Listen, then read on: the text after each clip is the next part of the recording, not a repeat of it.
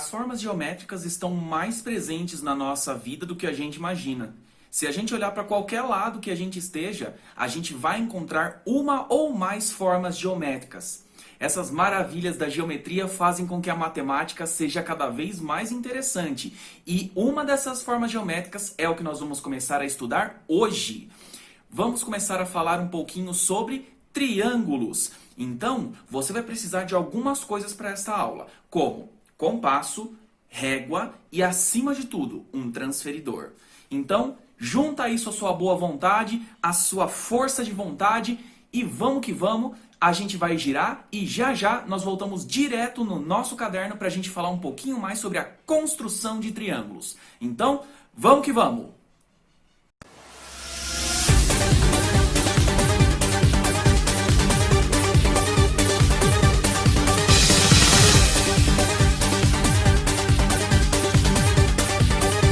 Beleza, galera? Estamos de volta e vamos começar, em primeiro lugar, a falar sobre a formação, sobre a construção de triângulos. Pessoal, a construção de triângulos pode ser feita de duas formas. Em primeiro lugar, nós podemos utilizar o compasso. Pois é. Pessoal, o compasso, ele simplesmente vai ser utilizado da seguinte forma. Em primeiro lugar, o seu exercício vai pedir para você sempre colocar um segmento de reta. Neste exemplo, eu estou pedindo um segmento de reta de 4 centímetros. Então, eu vou aqui, veja só, eu vou traçar um segmento de reta de 4 centímetros, ok? Lembrando, esse segmento ele precisa estar exatamente do jeito que o exercício pede, ok? Quando você vai utilizar o seu compasso, você precisa lembrar que você tem duas pontas. A ponta seca e a ponta do grafite, certo? Para você fazer o seu triângulo, você simplesmente tem que, em primeiro lugar, pegar o compasso e colocar a ponta seca em uma das extremidades e a ponta do grafite em outra extremidade do segmento, ou seja, da linha que você traçou. Então, você simplesmente vai traçar um arco, certo? Esse arco, pessoal, não se preocupem, porque depois disso a gente pode apagá-lo, tá? Mas esse arco ele vai ser muito importante, vocês vão ver por quê, certo? Muito bem. Fiz esse arco. Agora, eu vou simplesmente inverter a ponta seca que estava aqui. Eu vou passar para a outra extremidade da minha reta, do meu segmento de reta, né? Então, vou colocar aqui certinho. Percebam que a minha abertura tem que estar exatamente com as pontas nas duas extremidades, certo? E agora eu vou fazer a mesma coisa para o outro lado, certo? Percebam, eu estou fazendo um arco e este arco ele vai ser muito importante. Por quê? Porque a partir de agora, percebam, eu vou utilizar uma régua, que no caso aqui eu estou utilizando um dos meus esquadros. Percebam que aqui em cima, os dois arcos, eles se tocaram, eles se uniram. Então, a gente chama isso de uma interseção ou intersecção. A gente simplesmente vai colocar um pontinho aqui.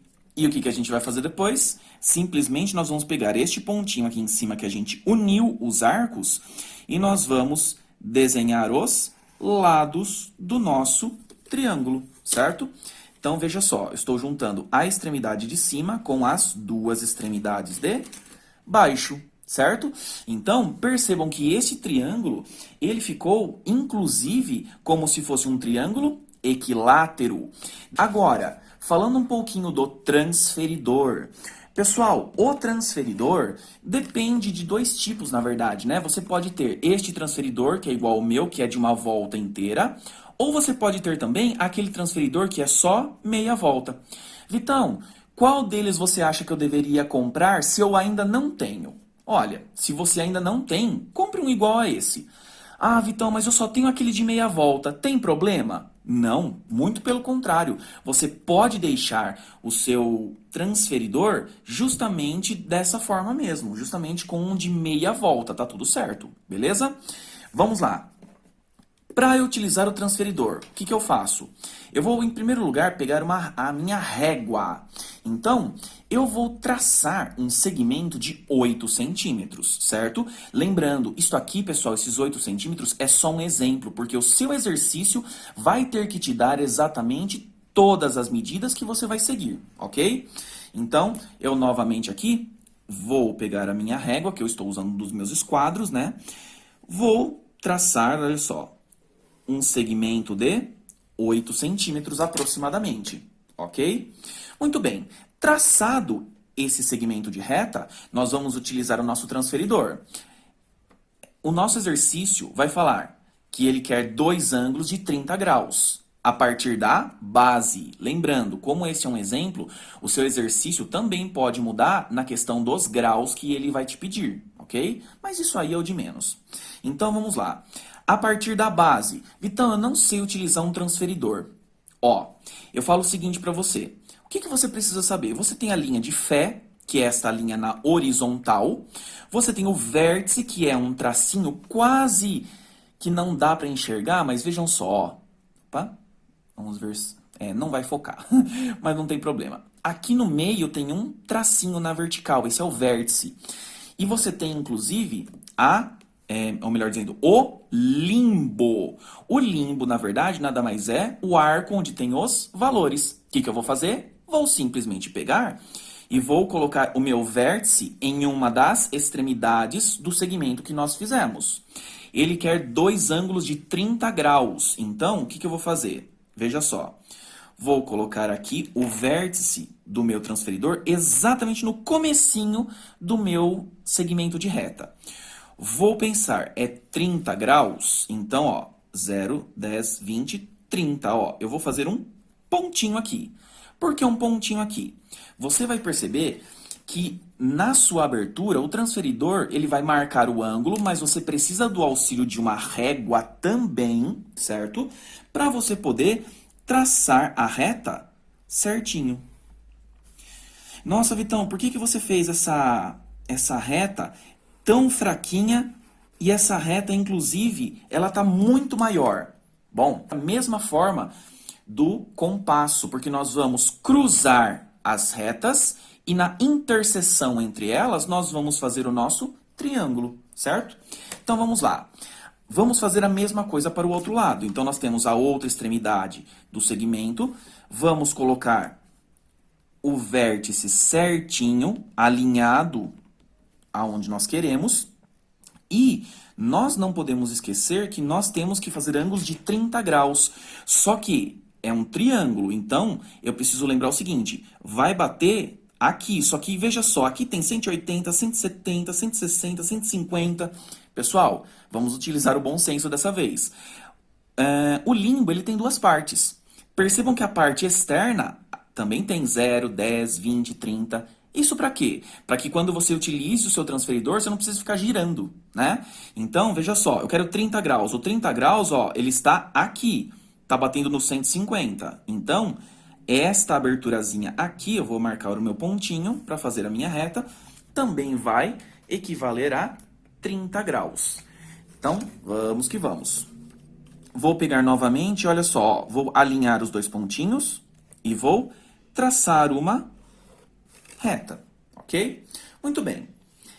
Agora, percebam o seguinte, aqui em cima, olha só, deu a interseção, ou seja, as minhas duas retinhas, elas se cruzaram. Se elas se cruzaram aqui, acabou o meu problema, porque eu vou pegar este ponto maior aqui, que eu não precisava ter feito tão grande, mas tudo bem, e eu simplesmente vou unir aos vértices que estão na base. Certo? Veja só, este é o nosso novo triângulo, que este exemplo quis que a gente fizesse, ok? Pessoal, tem mais uma coisinha em relação aos retângulos que eu quero falar com vocês. Mas não se preocupem, me esperem um minutinho que eu já volto. E eu voltei. Vejam só, nós temos aqui 3 triângulos, certo? Eles têm, na realidade, posições diferentes, medidas diferentes, mas o que nos importa nesse momento? Nos importa saber que um triângulo é meio básico dizer isso, mas tudo bem. Ele sempre é formado, veja só, por 3 lados, sejam eles de medidas iguais ou medidas diferentes, tanto faz. Mas o que nos importa mesmo, e aqui está até colorido para que vocês vejam, são os ângulos. Todo ângulo, ou melhor dizendo, todo triângulo, ele tem 3 ângulos internos. E uma das coisas mais interessantes sobre triângulos que vocês precisam saber, e é facinho de tudo, é que, na verdade, a soma de todos esses ângulos internos de um triângulo vai dar sempre um mesmo número. E dá para provar. Então, vejam só.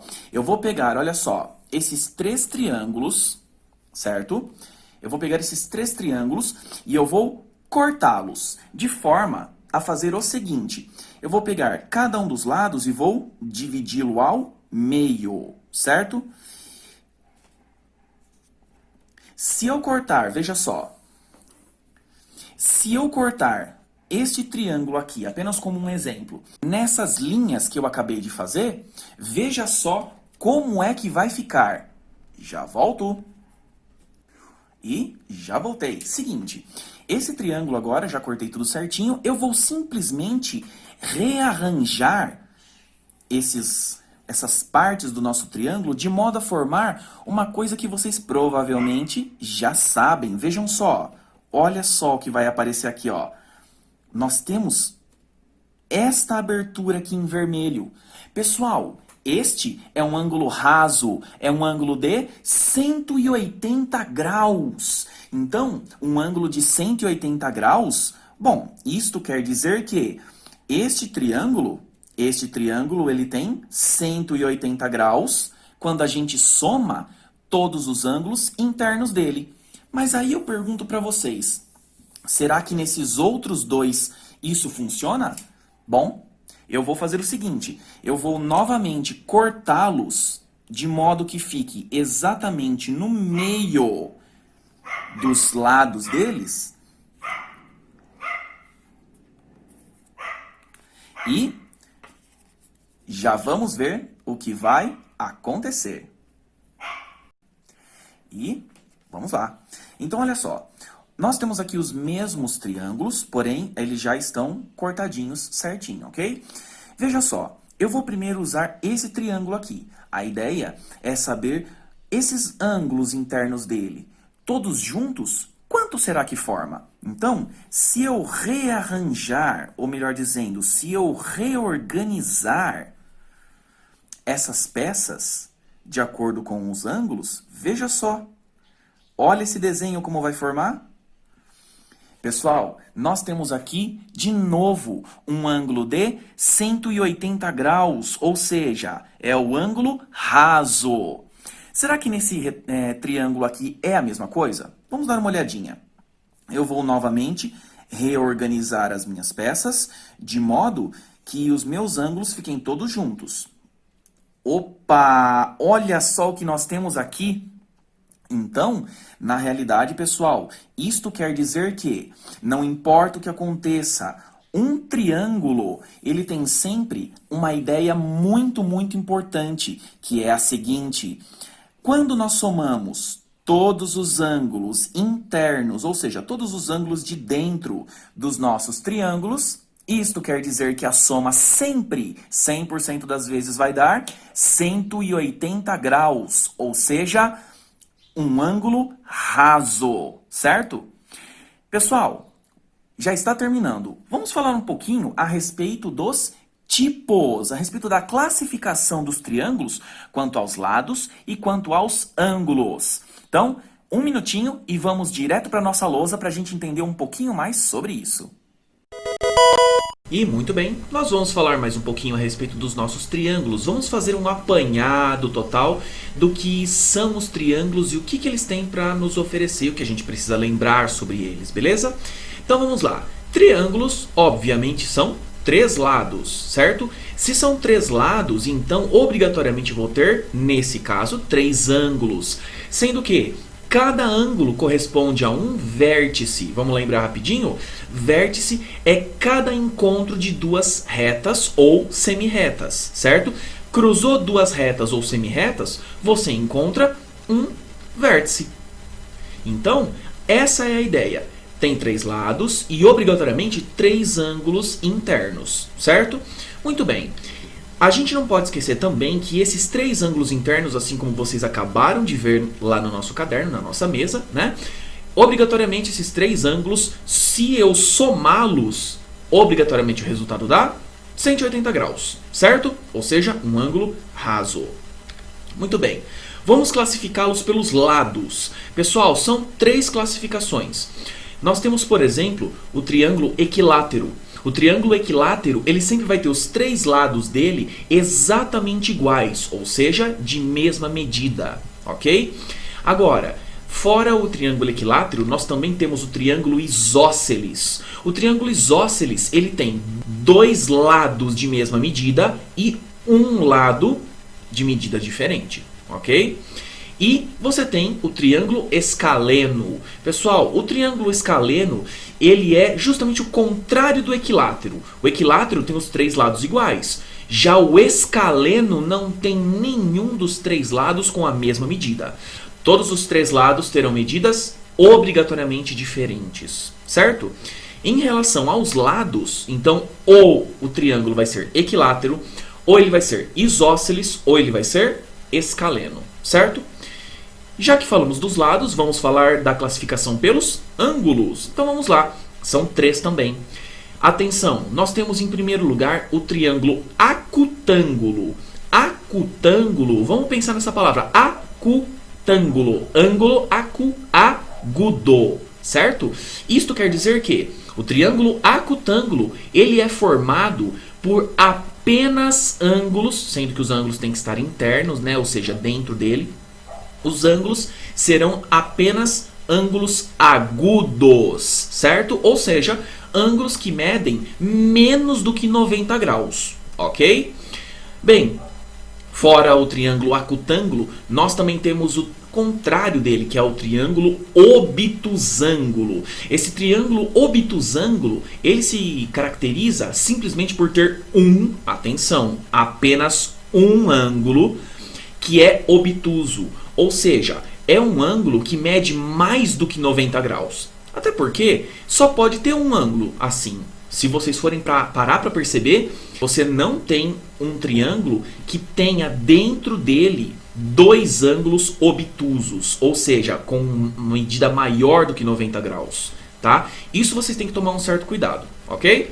E o último, que é um dos triângulos mais importantes para a geometria, é justamente o triângulo retângulo, onde você tem 2 ângulos agudos e um ângulo que é o ângulo especial, que é o ângulo reto, ou seja, o ângulo de 90 graus. É por isso, por ter um ângulo reto, é que ele é retângulo.